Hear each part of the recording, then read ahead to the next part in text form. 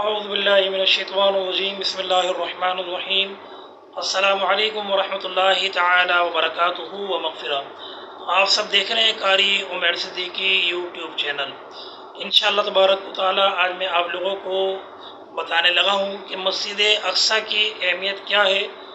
آج ہر مسلمان کے دل میں مسجد اقصیٰ جو مظالم ہو رہے ہیں وہاں کے مسلمانوں پہ، فلسطین کے مسلمانوں پہ، وہ دکھ ہر انسان سمجھ رہا ہے۔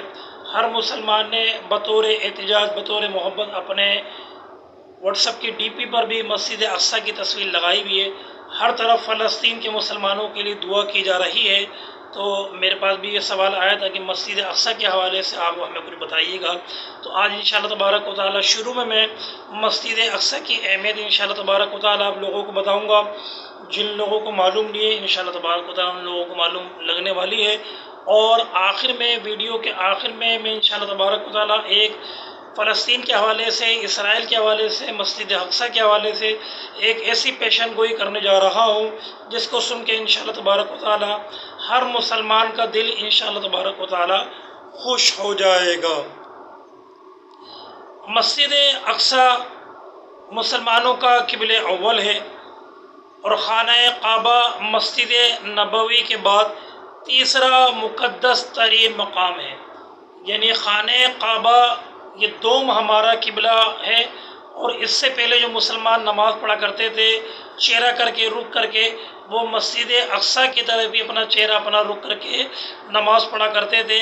تو مسجد اقصیٰ کی یہ اہمیت ہے کہ مسجد اقصیٰ ہم مسلمانوں کے لیے، مسلمانوں کا، آپ کا قبلہ اول ہے۔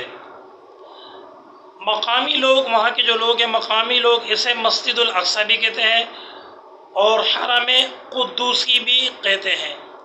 یہ مشرقی یروشلم میں واقع ہے جس پر پچھلے دور میں اسرائیل کا قبضہ تھا، اور یہ پرملوش کے سب سے بڑی مسجد ہے جس میں 5000 نمازیوں کی گنجائش ہے۔ 5000 نمازی نماز پڑھ سکتے ہیں۔ جبکہ مسجد کے صحن کی اگر بات کی جائے تو مسجد اقصیٰ کے صحن میں ہزاروں افراد نماز پڑھ سکتے ہیں۔ اور خوشی کی بات یہ ہے کہ الحمدللہ رب العالمین سن 2000 میں الاقصیٰ انتقامہ کے آغاز کے بعد یہاں مسجد اقصیٰ میں غیر مسلموں کا داخلہ جو ہے وہ ممنوع ہے۔ اگر ہم اپنے پیارے نبی صلی اللہ تعالیٰ علیہ وآلہ وسلم کی سیرت کے حوالے سے مسجد اقصیٰ کی اہمیت کی بات کی جائے تو فرمایا حضرت محمد مصطفیٰ صلی اللہ تعالیٰ علیہ وآلہ وسلم سفر معراج کے دوران مسجد حرام سے یعنی مکہ مکرمہ سے یہی مسجد اقصیٰ پہنچے، اور مسجد اقصیٰ میں آپ صلی اللہ تعالیٰ علیہ وآلہ وسلم نے تمام نبیوں کی امامت فرمائی۔ یعنی تمام 1,24,000 پیغمبر جو ہے وہ اس وقت جو ہے سفر معراج کی رات جو ہے وہ مسجد اقصیٰ میں موجود تھے۔ اس سے آپ کو مسجد اقصیٰ کی اہمیت کا اندازہ لگایا جا سکتا ہے۔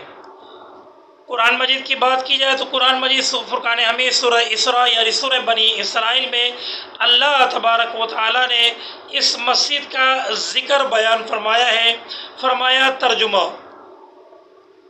پاک ہے وہ ذات جو اپنے بندوں کو اپنے بندے کو رات ہی رات، بندے سے مراد آپ صلی اللہ تعالیٰ علیہ وآلہ وسلم کی ذات اطہر کی طرف اشارہ ہے، جو اپنے بندوں کو رات ہی رات مسجد حرام سے مسجد اقصیٰ لے گیا، اور فرمایا جس کے آس پاس ہم نے برکت رکھی ہے۔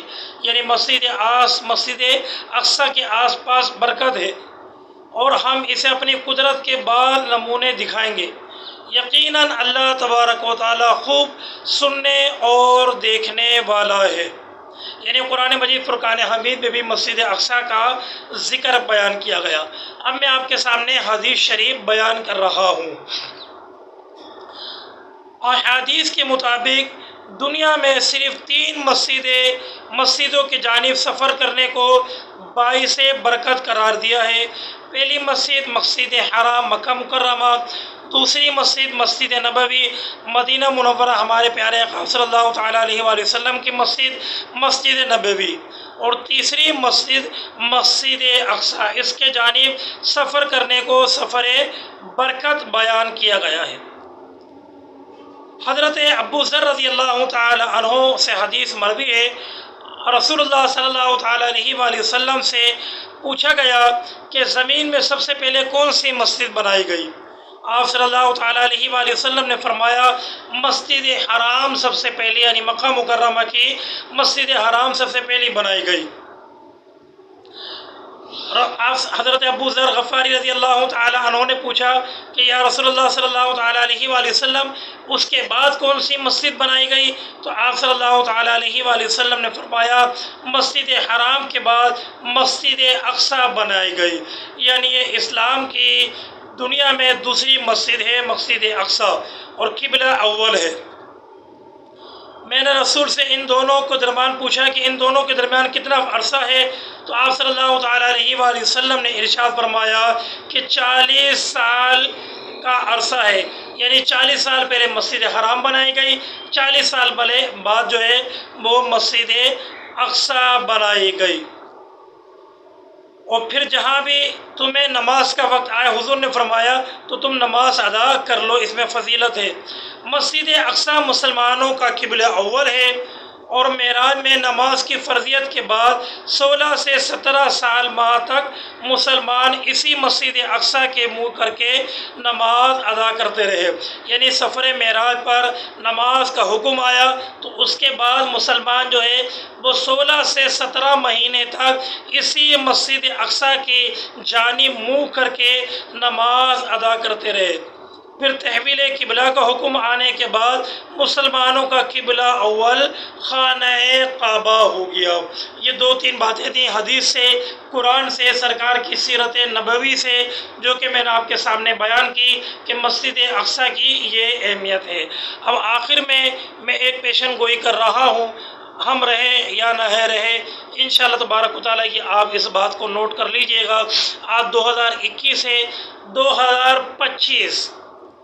2025 تک انشاءاللہ تبارک و تعالیٰ اسرائیل جو ہے وہ اس کا نام و نشان مٹ جائے گا۔